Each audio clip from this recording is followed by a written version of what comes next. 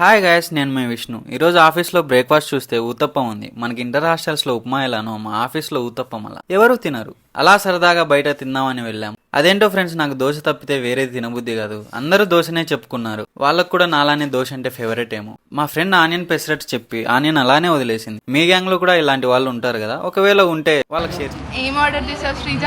Onion pesarattu. మరి onions అయింది అలానే ఉండిపోయింది.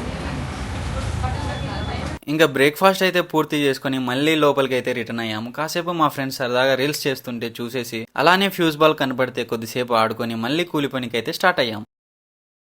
లంచ్కి వెళ్ళాం. ఫ్రైడే మాకు బిర్యానీ పెడతారు. మెనూలో చూస్తే బిర్యానీ చికెన్ 65 ఉంది. చాలా టేస్టీగా ఉంటుంది అనుకున్నాము. లాస్ట్ టైం అంత టేస్ట్ అయితే లేదు.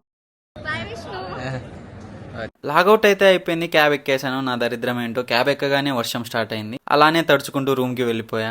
అయినా హ్యాపీగానే ఉంది, ఎందుకంటే రేపు వీకెండ్ కాబట్టి. ఈ రోజు కబుర్లు ఇవే. Please subscribe to my channel. Bye bye.